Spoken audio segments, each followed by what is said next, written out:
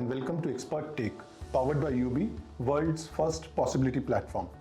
Today we are getting Mr. Sanjay Dutt, Expert Take on changing face of residential real estate, increasing play for strong brands.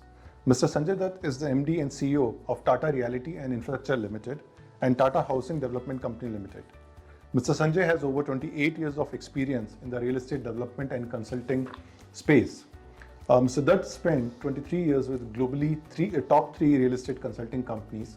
He was MD South Asia at Cushman & Wakefield, CEO business with JLL, and was one of the founder member of CBRE India.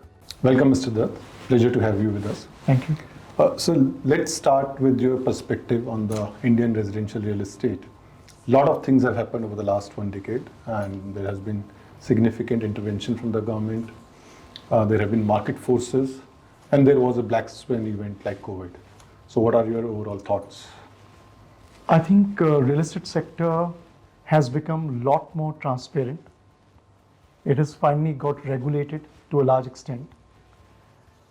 The developers, the investors, the lenders, the government, all the stakeholders, I think have gone through a significant change. Change in their thinking. There is a wave of consumerism. When any developer or investor or the government is thinking, they're constantly now thinking about customers' interest. Sure. So that's a big evolution. The way the deals were structured last 10 years, which was mostly debt, and how it's being structured today, return of equity.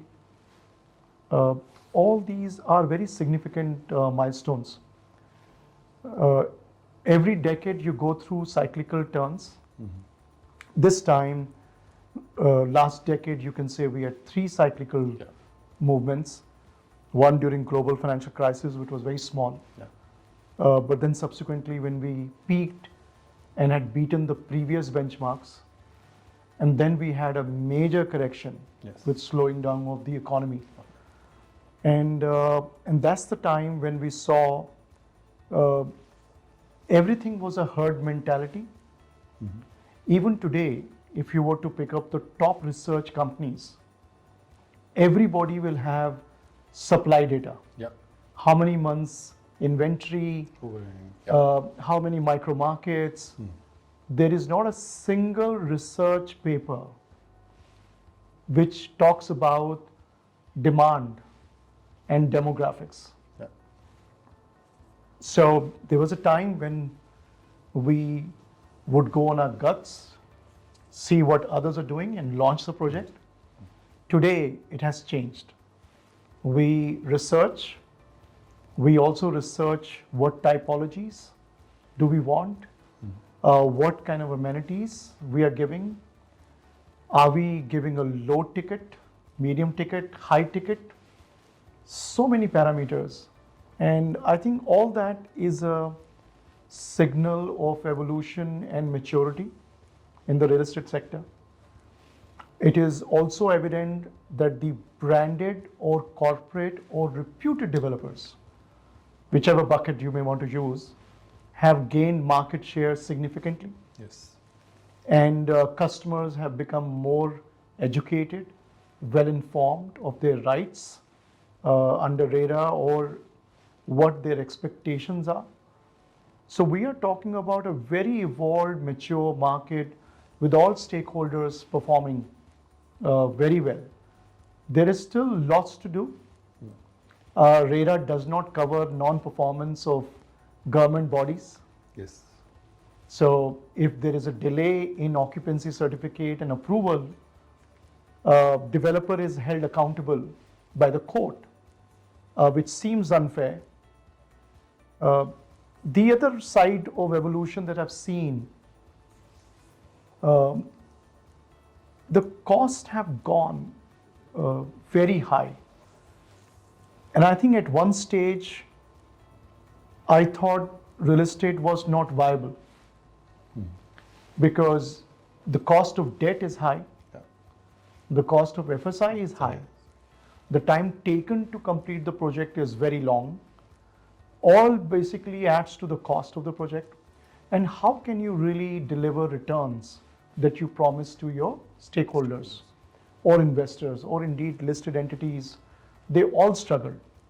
You can compress construction schedule by simplifying and standardizing designs, but you cannot control the approval and the other statutory regulatory body stuff.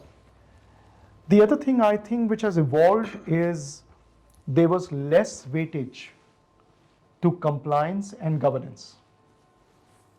The developers, investors, all of them are now paying much higher weightage to governance and compliance, and that has also added to the cost, by the way.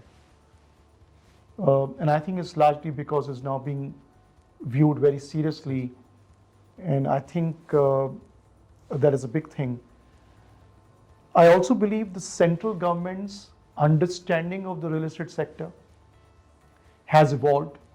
I personally want to compliment Mr. Hardeep Singh Puri ji for doing an outstanding job as the head of Housing Minister and Urban Affairs.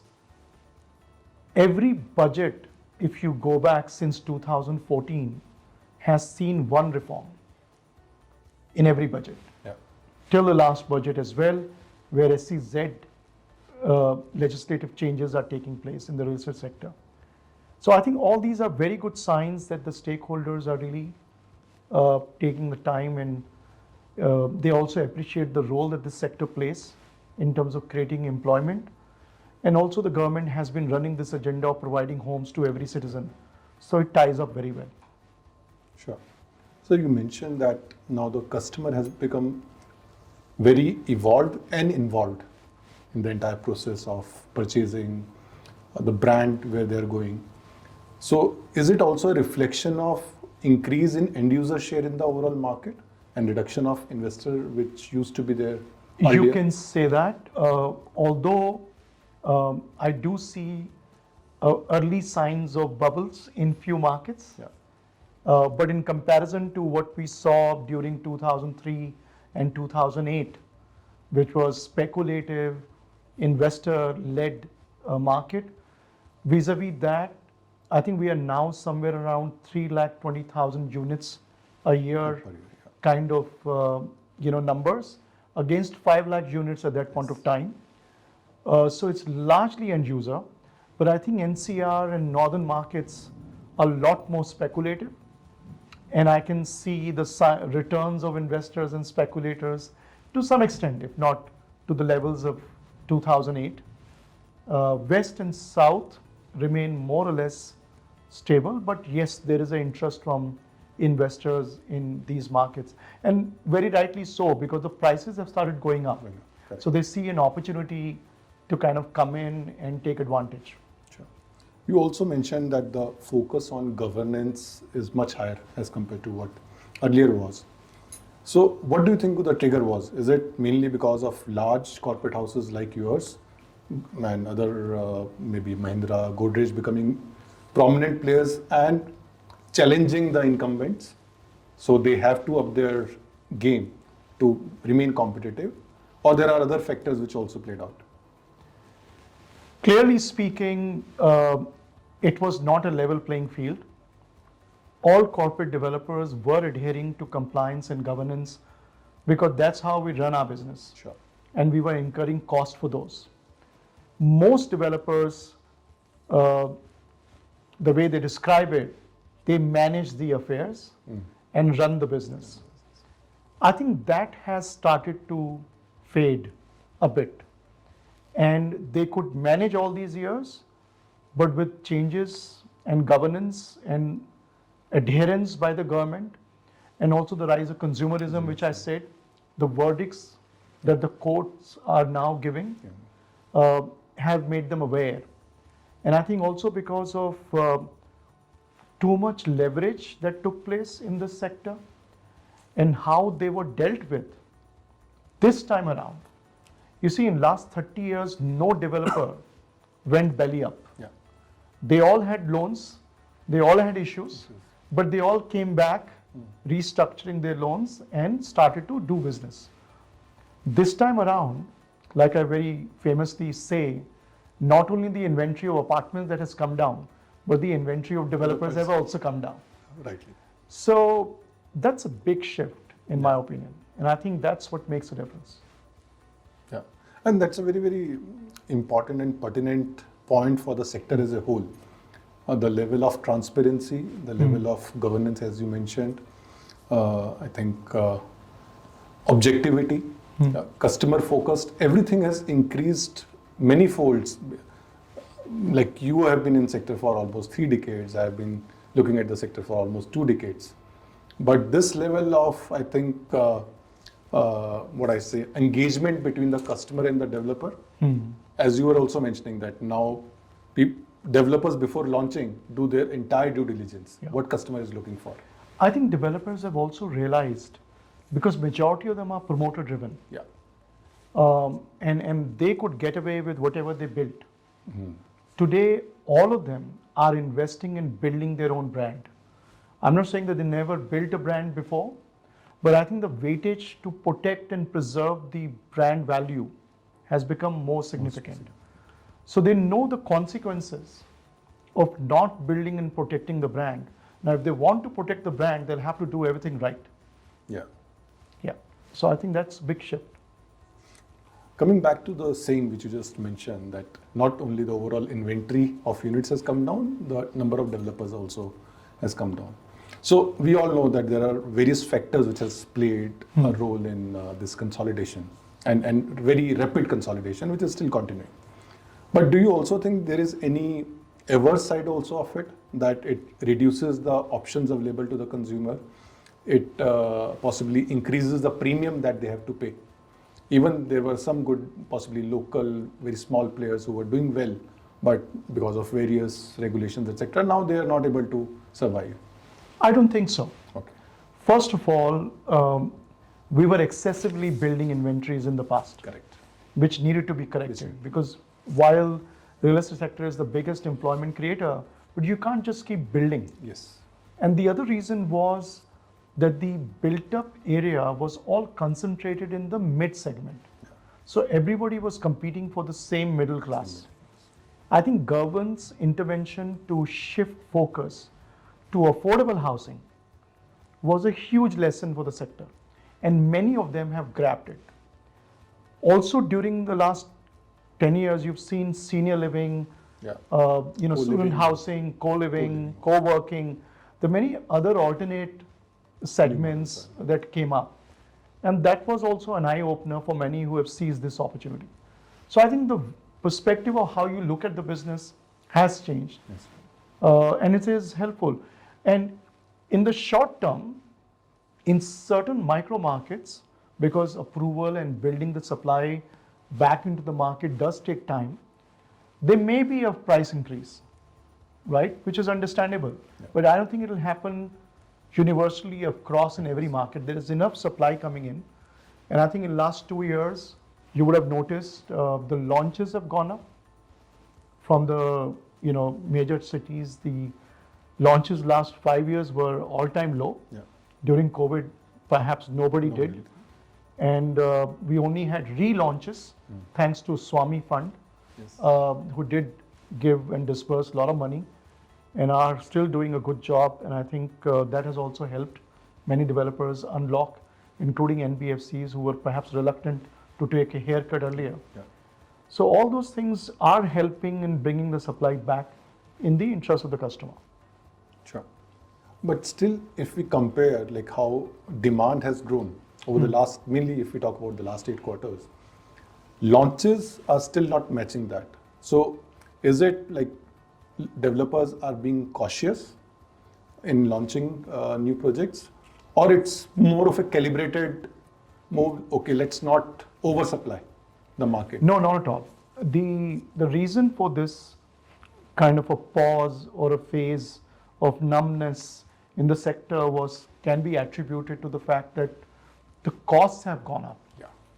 So steel, cement, practically every possible metal, everything has gone up. And it was difficult to kind of come to terms with that. How do you mitigate those because the prices had not gone up yet.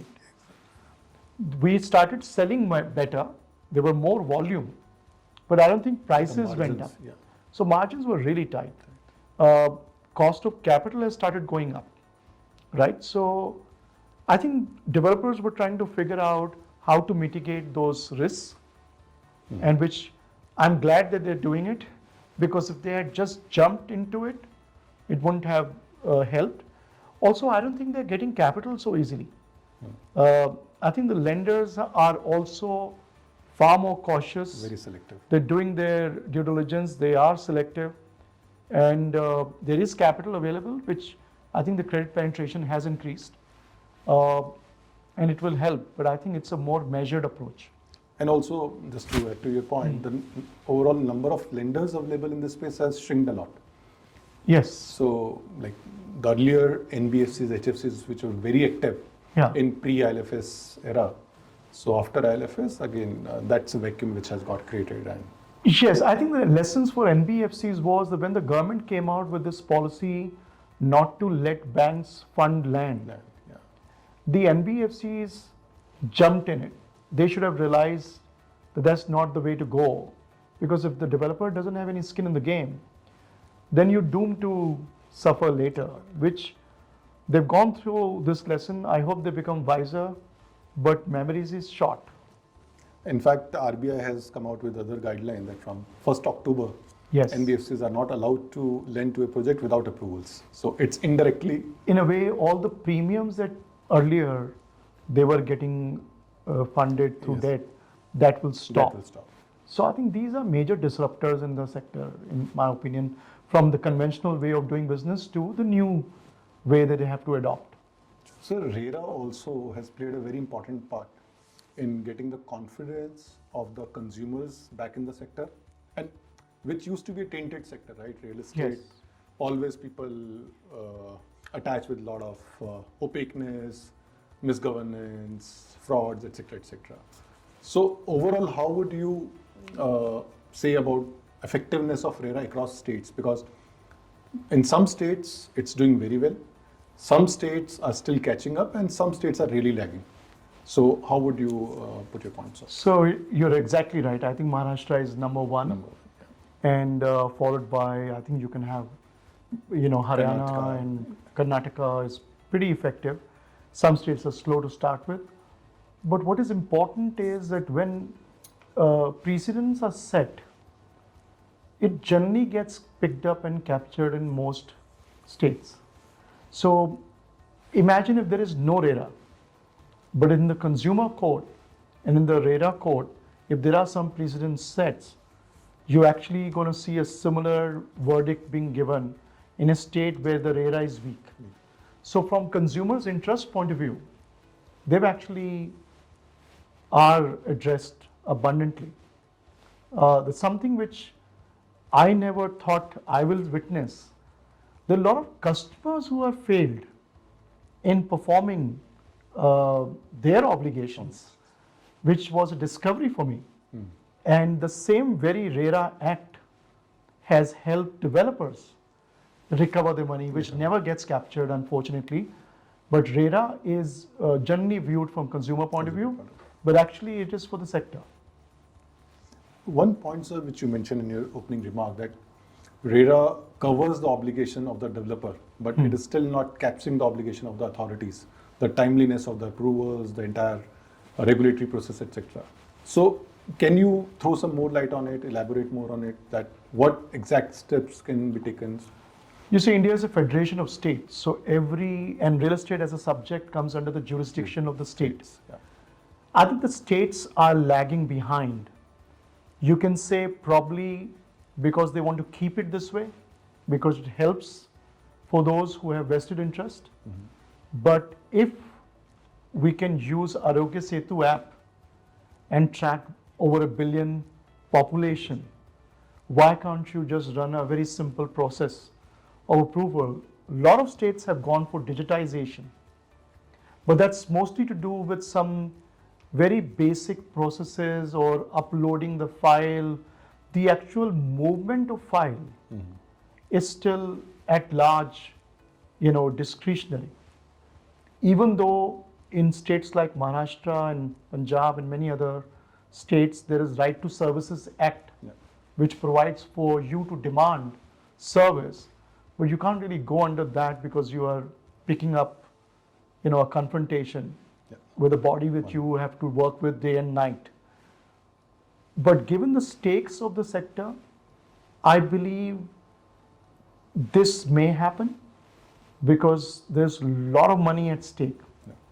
And if the developer is held accountable, they will have no choice but to resort and take help from the judiciary to ensure that the performance of those concerned also takes place. Yeah. Yeah. So it's a matter of time Oh, really? that you will see litigations with the governments, and the governments will have to demonstrate their good intent, whether they actually did follow a process internally or not. It has happened in many economies, and it will happen here as well. Sir, another regulation on the block and recent one is like from IBC now to NCLT courts, and where again the customers have been given the status of creditors, and they can take the developer to court if there are delays, Yes. etc. And just going through some data, almost 5,600 cases have been filed Yes. by customers, the union of customers against the developers. So do you think that the developer is getting cornered, like RERA, NCLT, IBC, so many regulations against them, but hardly anything really supporting them? You see, it varies from case to case, but I think it's not the question of being cornered.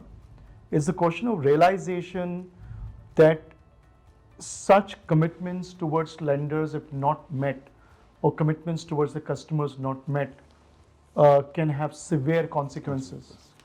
And that realization has come in only in the last few years. And I think it was inevitable because on one side, when the government is making the sector more transparent and regulated, it is very natural that the ones who are involved, they would like to protect their interest. And I think at any given point of time, 1 lakh to 2 lakh crore of debt gets circulated during a cycle of a property, or a cycle of the real estate sector during those 5 or 6 years. That's a lot of money for lenders to put at risk. So I think the when you do real estate development, this is a human behavior aspect that I'm sharing with you. You start with land acquisition, and then you go with regulatory design, regulatory approval, construction, eventually occupancy, and asset management post, basically giving it to the customer. During that cycle, what I have witnessed is developers tend to shift their weightages to the need of the hour. So let's say last 4 years, selling was difficult. So every developer's focus was on how to sell faster. Digital marketing, NRI segments, channel partners, fancy launches, coming out with some innovative creative schemes, subvention schemes, etc., etc. And all of that came at the cost of not paying attention to design, not paying attention on construction quality. I think what developers have to understand is that they cannot emphasize on one aspect at the cost of the other. For them, it's like managing an organization, and every aspect of that business matters. Every stage, every transition phase of the development matters. This realization was not there. And at the back of it, since I've observed this sector for 30 years, the second generation and the third generation, in some case, has come into the business. They are well educated, they're exposed to global standards and lifestyle, and they have very high aspirations. And they're coming back and saying, I don't want to run the business the way my parents did. I want to run it differently. I see a very significant shift in thought process with this young generation coming into the business.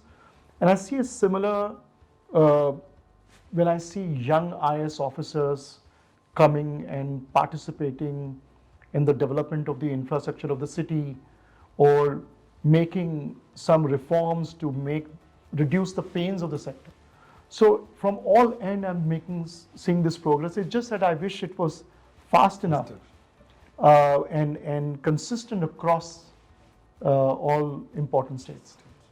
And so one very valid point which you have raised is, like, because of these all regulations, there has been a realization amongst all the stakeholders about their responsibility. Yes. And one very recent evidence is demolition of twin towers of Supertech in Noida. Any views? It was a very. It's a lesson for the government. It's a lesson for the developer. It's a lesson for the lender. It's equally an important lesson for customers when they buy. Although in this case, it raises a very important question. This is in the interest of the developers that I'm talking about. How do you give comfort to a developer that when you have sanctioned and approved plans, you're still not compliant? Someone in the government and in the court has to answer this question. That if you have valid approvals, which at that point of time the law withheld that it was valid. Yes, you can understand the interest of the customers, etc., etc. So that's a big subject, and it exposes the business to a lot of uncertainties which a business cannot manage. So suppose if I'm doing multiple phases in the project, why are we required to be at the mercy of taking a 2/3 consent from customers for any changes? The project life cycle of a project varies from minimum 3 to 5 years to 10 to 12 years, given the size of the project. I think the regulators have to think about it, the RERA officials have to think about it, because it may jeopardize the interest of many other customers. So in this case, there were customers who bought apartment and now they're demolished. Their interest perhaps was not given that much significance. So it requires a debate, but sooner or later, the government will have to make sure that if the designated authority and the body which under the constitution of that state is empowered to give permissions and approvals, it's not cautioned again, because that compromises the very essence of the regulatory system that you have. True. And I don't know, was it also done to set a precedence by the Supreme Court? From time to time, a lot of professionals do want to send a strong message. You can send a strong message, but you can approach things differently. I think the judiciary has to be responsible for all stakeholders. I know there is a rise of consumerism, but in true spirit, every entity's interest should be equal in the process, in the judicial process. Somehow that has been ignored. And I've seen a lot of precedents across the country where perhaps not on just found and fair grounds, decisions have been taken, which actually over the next 3 or 4 years will see a reversal, because they're not just. So I'm hoping some more cases will come to light, and the people involved will realize that they should not let one party take advantage of the other. In this case, consumer for the developers. So you mentioned in the previous point that second, third generation promoters are stepping in now. They are well educated, well aware. They are cognizant about the demand patterns, the new design trends, etc., etc. I also see a lot of adoption of technology Yes. in the way real estate business is done. So, what is your view? How technology has changed? The entire real estate sector is completely immersed in technology. We don't see it optically. So when you see a building, you see a concrete RCC, civil structure. But what blocks that we use for construction, what kind of steel, what kind of cement, all of those have been researched, and there's an element of technology. We've been using technology to design. We're using technology for precast and using technology, robotics for even 3D and 5D going forward. They've not become very popular because technology needs scale and standardization, and this industry has not reached that level of maturity that you standardize their products. So let's say, an FMCG launches a product, you know what positioning that product is. And we do that as well with real estate, but it's not repeated in every market. Every market has different. Every market has a different flavor, different element, and that will be visible to you in any retail store, right? If you buy jewelry in South, you will see a lot of temple jewelry versus a very different jewelry in a urban kind of atmosphere. So I think that specialization is required. So that's why you don't use it. But we use BIM, we use AutoCADs, we use various modeling. The entire governance structure, compliance, everything is on the cloud now. Tata Housing has enterprise solutions. So everything is cloud-based. We do monitoring of our projects through security, surveillance, remote control, and master command centers that we have to ensure safety and security of the people. So can you imagine that, you're not physically at the present, but you can, with the help of multiple cameras, pick up a phone and call that so-and-so is not wearing a helmet in this place. And therefore, it's a violation of the safety norms, which is also important. So I think I see technology everywhere as of now. It's just that it has to move in actual building the building, which I think with precast and other capacities which are getting built, and the players who are coming into this space are able to increase their capacity, you will see this happen. I've seen a lot of steel structures come in, which is nothing new, but in India perhaps people felt it differently, but now it's increasing in commercial buildings to begin with. Also, sir, in sales and marketing, use of Completely, digital technology. completely revamped. We have implemented, and many other developers have implemented, you can actually handhold the customer through a virtual inspection, Yes. through a video clip, through online. You can also do possession Really? and complete the formalities. You can sign and send the agreements to the customer, and the virtual possession is given. And of course, at the right time when you want to come and inspect, because many of them NRIs, the liability of the developer to give the apartment in good condition, which we commit, and the defect liability, which is captured in the RERA, is also very well crystallized. So customers have complete confidence on the regulatory system and the credibility of the developer and the process and systems that are being defined. Most of our marketing strategies use AI tools, and the best of the IT companies' infrastructure is used to identify what we call qualified customer. So somebody who's researching 3 BHK gets captured and picked up, and the data is sent immediately all the way. It triggers a call from the sales manager to that customer. So imagine you type into the search engine and you get a call immediately for 3 BHK that you're looking for. So all that is happening. So it's remarkable how we have quickly adapted. COVID did help, of course. Exactly. Yes. I think the adoption of overall technology Yes, COVID it was did. the main It did. catalyst. Yeah. The demand over the last 8 quarters has remained very robust, and thanks again to COVID, where people from remaining asset light especially the millennials who had this thing, okay, why should I invest in a house? Let me rent out and keep on moving around. So that mentality has changed because of COVID.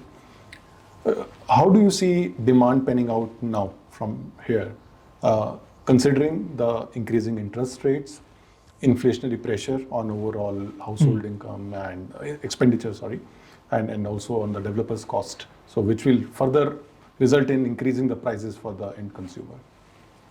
My famous line is houses will never be affordable. Only the rise in income of the people will make houses affordable.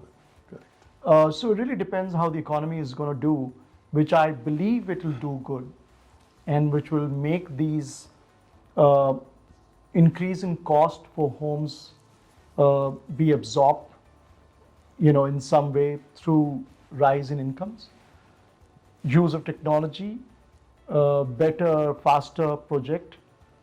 I also believe that India will now, once the inflation settles down, will move towards lower cost of capital. I think gone are the days which we're going to, exception will always be there, and India is full of surprises. So I don't think I'm an expert on that, but I think you can't have a sustainable business by paying double-digit cost of capital. It's just absurd. So I think we will see low single digits. That will also help. And there may be an impact in the short term, like in many cities.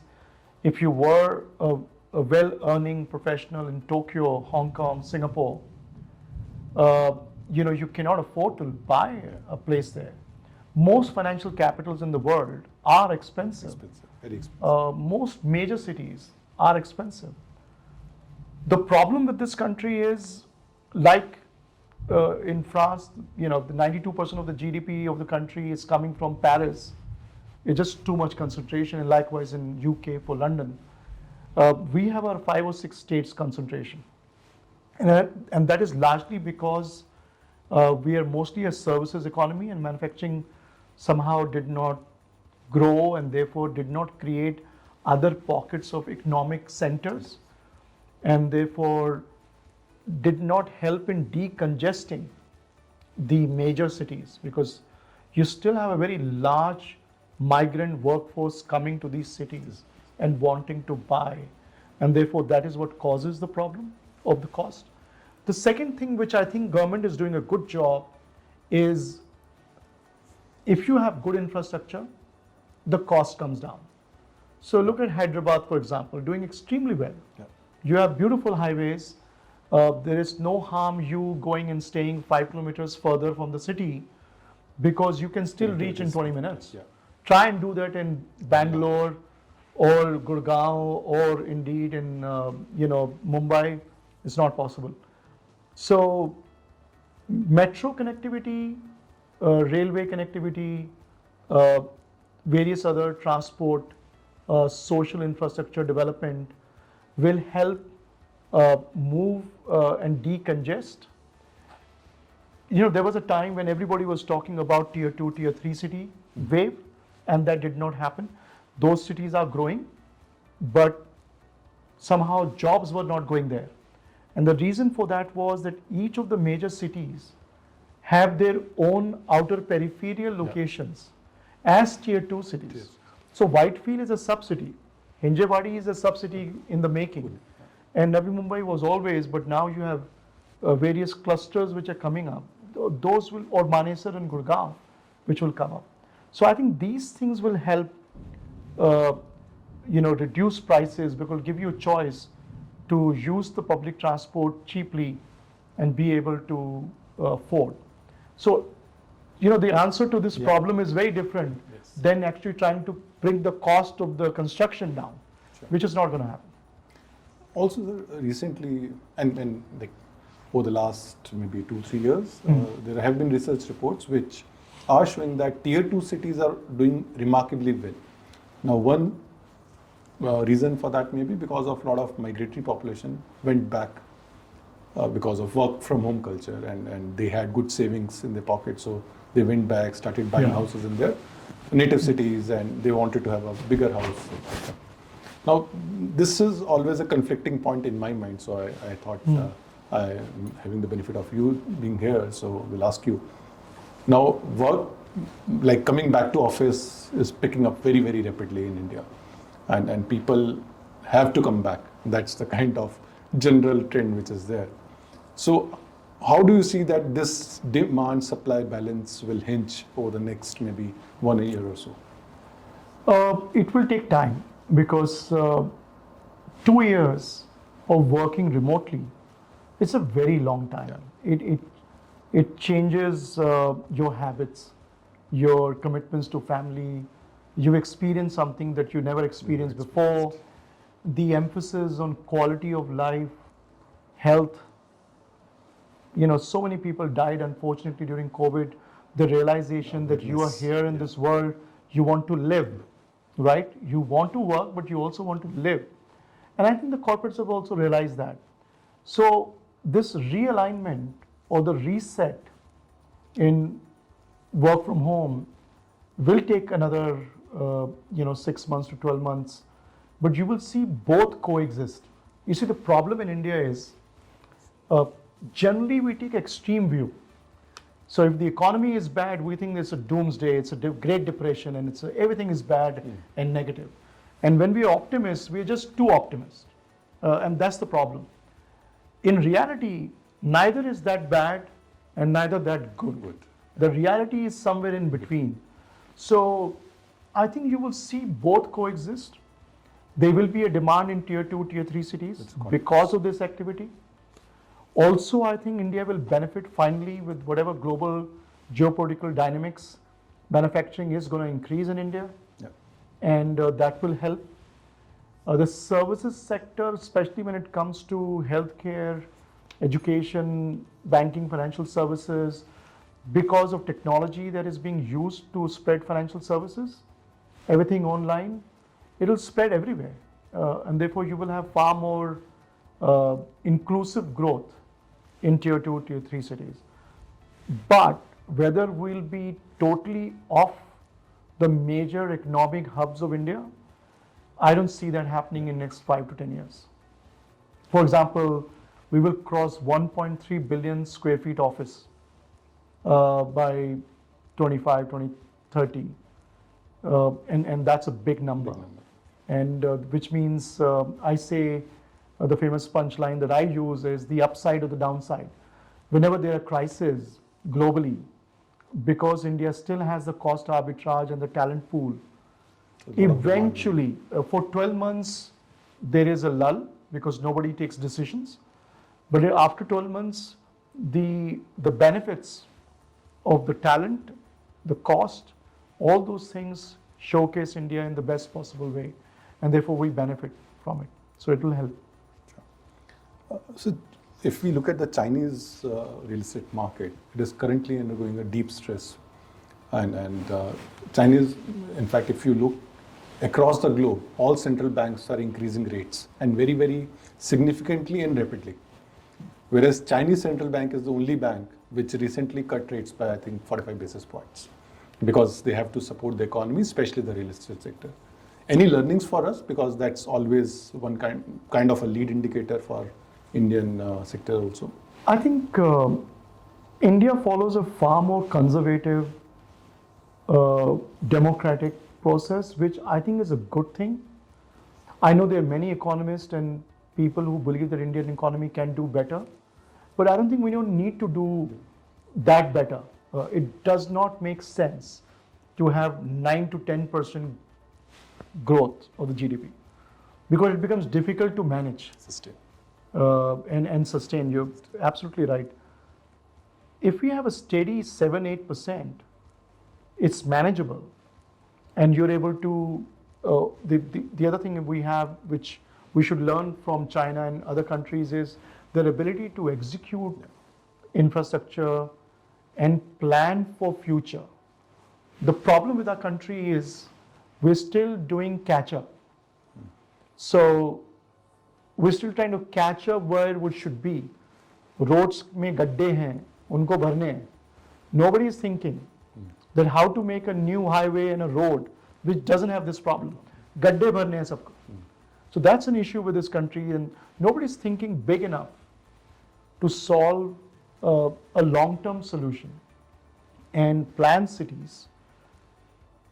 We have data. I mean, we have enough data that all the major economic hubs of this country, they're seeing migration at this particular pace. You can today only envisage what will be the traffic congestion of the city, what will be the how many beds or hospitals that you will need, or schools, all that. It's just there. Yeah. However, they're just not able to put that together into a tactical, implementable plan with adequate funding being provided. I'm not undermining the dynamics of ruling party at center and opposition party at the state, and therefore the treatment. But I think somewhere this progress cannot be, ignored anymore. It has to be done. If India wants to showcase its competency and capability, then this is a big area for us to choose something about. Sure. And so before we close our conversation, and very interesting conversation, any advice that you want to leave for our viewers and prospective home buyers? Home buyers are very smart today, and I think they are taking well-informed decisions. This is a wonderful time for them to buy homes from a reputed developer. They understand where the infrastructure is coming, so buy closer to highway, metro, railway, connectivity to the airport, critical services and social infrastructure, school, hospital. So good time for them to buy, but do invest in hiring a lawyer, going through the agreement, going through the RERA laws, bylaws, and make a wise choice. Sure. Thanks a lot, Mr. Dutt, for your time and this interesting discussion. We really enjoyed it. Thank you so much. Thank you for joining us today. Stay tuned for more such interviews with experts who are transforming the debt industry through technology to fuel India's growth story. Thank you.